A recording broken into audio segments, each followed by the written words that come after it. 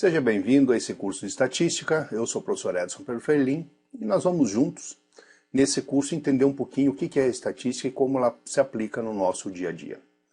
Este curso foi dividido em várias temáticas que nós vamos trabalhando cada temática em uma determinada aula. Nessa primeira aula nós vamos começar a entender o que é estatística e como a gente começa já a aplicar isso no nosso dia a dia. A gente precisa já fazer uma definição do que é estatística. Então, uma definição é que estatística é a ciência que fornece métodos para a coleta, organização, descrição, análise e interpretação de dados quantitativos para a tomada de decisões. E aqui já tem duas palavras, duas ideias muito fortes aqui. Primeira delas, para tomar decisão. Então, com base em todo um estudo que é realizado, a gente toma uma decisão futura, uma ação futura. E aqui outro elemento importante é a questão de dados quantitativos, ou seja, nós vamos trabalhar com números, nós vamos trabalhar com informações numéricas para essa tomada de decisão. O objetivo da estatística é a análise e interpretação de fenômenos sociais de qualquer natureza, com o intuito de fornecer dados suficientes para o planejamento de ações futuras. Então, com base naquilo que eu estou coletando, eu tomo ações futuras. Esse é o objetivo da estatística. A primeira definição que nós precisamos ter, em termos de estatística, é definir a população estatística. Então, quem que é a população estatística? É o conjunto de entes portadores de pelo menos uma característica comum. E a isso denomina-se de população estatística ou universo estatístico. Essa população estatística pode ser finita ou infinita. Finita é quando eu sei exatamente a quantidade de coletas que eu vou fazer. Então, vou entrevistar mil pessoas, vou fazer a coleta de 1000 dados. Então, aqui eu estou falando que eu sei a quantidade que eu vou realizar. Por outro lado, eu posso ter uma pesquisa estatística que eu vou fazer, por exemplo, num hospital. Num período de tempo qualquer, por exemplo, ao longo de 24 horas, quantas pessoas deram entrada e que tipo de doença, enfim, que tipo de situação deram entrada num hospital para atendimento. Então, nesse caso, eu não sei a priori qual é a quantidade de pessoas que vão dar entrada no hospital. Eu só vou saber depois de fazer a coleta. Então, nesse caso, a minha população é uma população infinita, porque eu não sei a priori qual é a quantidade de pessoas que eu vou analisar. E inclusive eu posso ter essa análise, que essa análise seja contínua. Ao longo do tempo eu vou coletando mais e mais informações. Então não precisa necessariamente ela chegar a um determinado ponto e ser fechada a coleta dos dados. Eu posso ter essa coleta de dados contínua, ou seja, as minhas análises vão sendo afetadas ao longo do tempo. Muitas vezes eu não vou conseguir fazer a minha coleta para toda a minha população estatística. Por exemplo, uma cidade com 1 milhão de habitantes. Eu não consigo coletar a informação sobre esses 1 milhão de habitantes. Então, nesse caso, o que a gente faz? Nesse caso, a gente trabalha com uma amostra, que é um subconjunto finito daquela população estatística que eu estou querendo analisar. Por exemplo, digamos que eu quisesse fazer uma análise qualquer sobre os alunos de uma determinada instituição. Então, em vez de eu pegar de todos os alunos de uma instituição de um curso, em vez de pegar de todos aqueles alunos, eu poderia pegar, por exemplo, somente os alunos de uma determinada disciplina, por exemplo, de probabilidade estatística. Então, é um subconjunto daquele meu universo de coleta inicial. Feito isso, nós devemos partir para a definição das variáveis. Então, quem que são as variáveis? São geralmente os elementos que nós vamos coletar as informações. Então, posso usar como símbolo uma letra, pode ser uma palavra, mas o importante é que ela vai ser o elemento que eu vou coletar a informação propriamente. Por exemplo, digamos que nessa análise que nós vamos fazer sobre esses alunos, eu vou coletar a altura. Mas não precisaria ser só a altura, Poderia ser altura, peso, enfim, qualquer outra variável. E numa coleta eu posso fazer coleta de várias variáveis, não de uma só. Para cada variável nós vamos ter que fazer uma análise. Mas é importante que a gente defina isso logo no começo, porque isso vai afetar depois toda a nossa análise. Então vamos trabalhar, por exemplo, com a altura, como exemplo aqui a altura. Então vamos fazer a coleta da altura desses alunos dessa determinada disciplina. Então essa é a parte que a gente chama de variáveis. Definida a população, definida a amostra e definidas as variáveis, nós vamos efetivamente fazer a coleta dessas informações. Quando nós fazemos a coleta das informações, nós obtemos o quê? Nós obtemos o que a gente chama de dados brutos. O que são os dados brutos? São os dados coletados sem nenhum tipo de tratamento. Então, por exemplo, no nosso caso, aqui nessa pesquisa nós estamos fazendo nas alturas aqui dos estudantes, então nós temos aqui 20 estudantes, na altura de 20 estudantes. Então, por exemplo, ali 160 centímetros, ou seja, 1,60 m, 1,70 m, 1,64 m, 1,50 m, 1,65 m e assim por diante. Então veja que eu só coletei os dados, não fiz nenhum tipo de tratamento sobre esses dados. Então esse é o que a gente chama de dados brutos.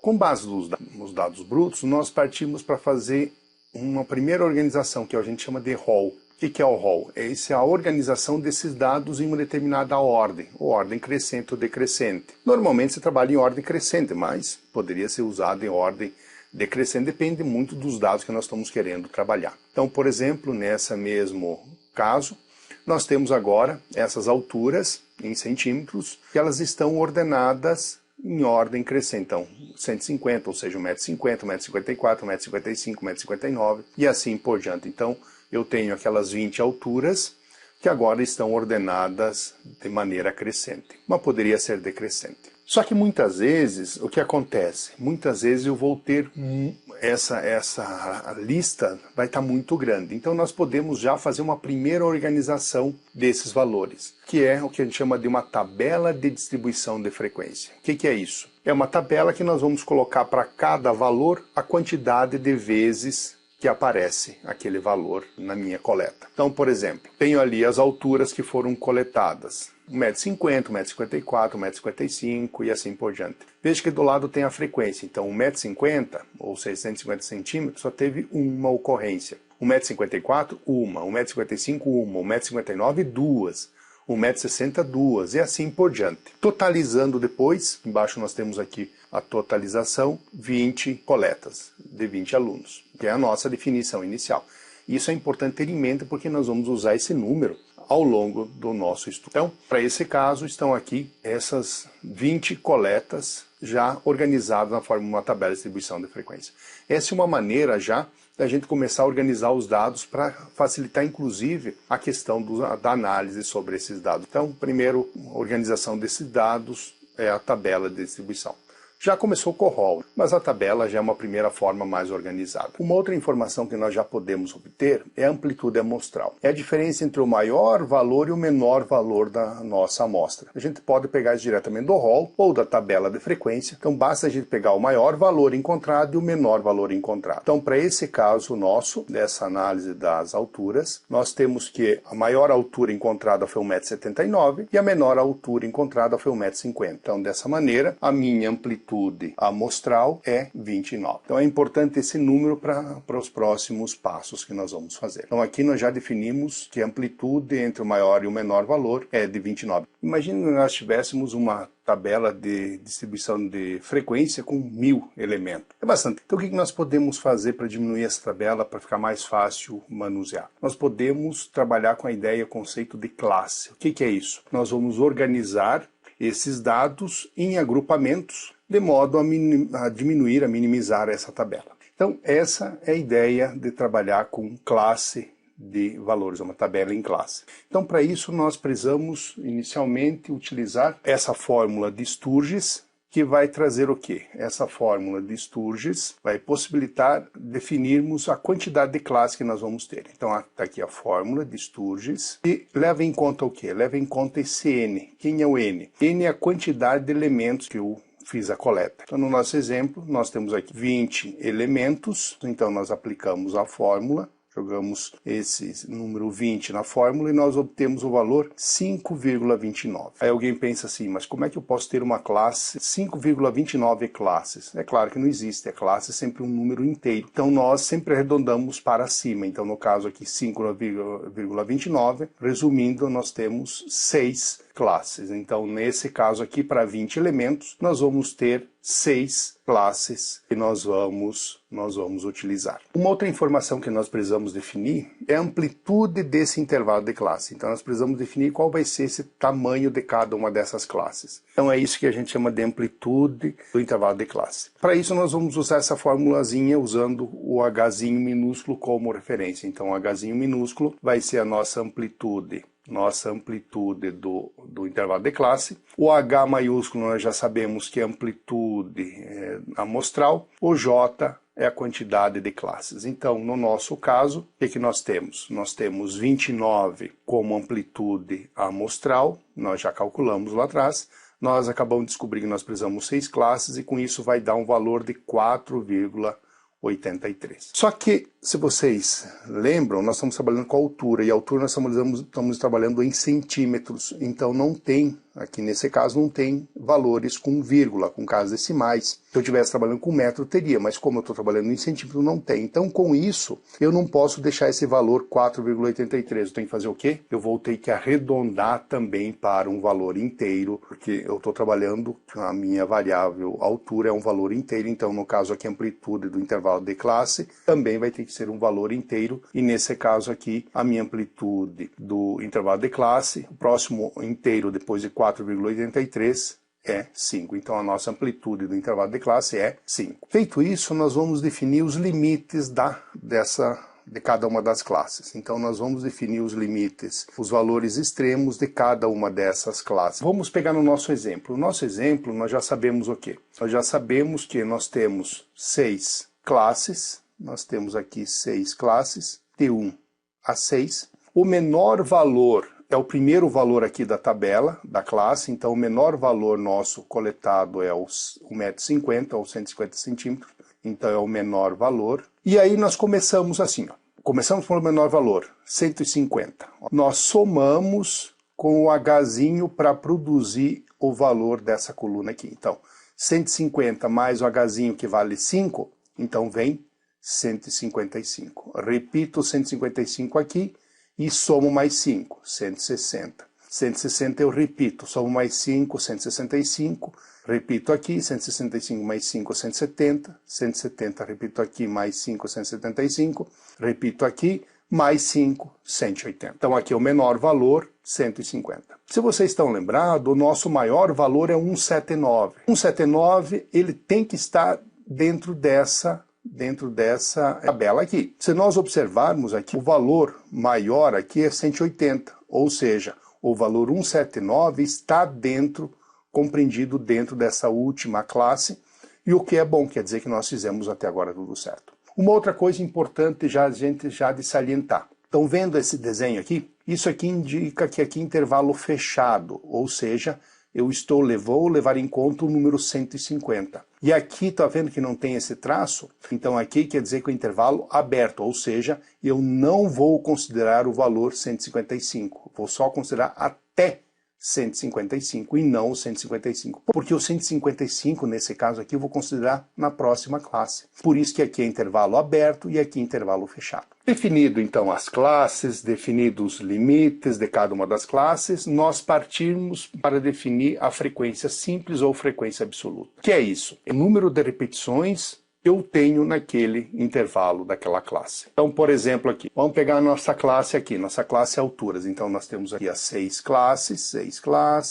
Nós temos aqui o menor valor, que nós já sabemos. Nós fizemos aquela situação de somar o Hzinho para dar o valor da classe superior aqui e assim por diante. Aí nós vamos lá na nossa tabela de frequência, ou mesmo no rol, e nós vamos contar o número 150, quantos 150 tem, até 154, ou seja, menos, não considerando o número 155, ou seja, até o 154. Se nós formos lá contar, nós temos duas ocorrências. Do número 155 até 159, ou seja, não considerando o 160, nós temos 3. Do 160 até o 164, ou seja, não considerando o 165, nós temos 5. Do 165 ao 170, nós temos 5 também, lembrando, não considerando o 170. Do 170 ao 174, porque ainda não considero o 175, nós temos 3. E do 175 ao 180, nós temos 2. Se nós somarmos do aqui, ó, 2 mais 3, 5 mais 5, 10 mais 5, 15, mais 5,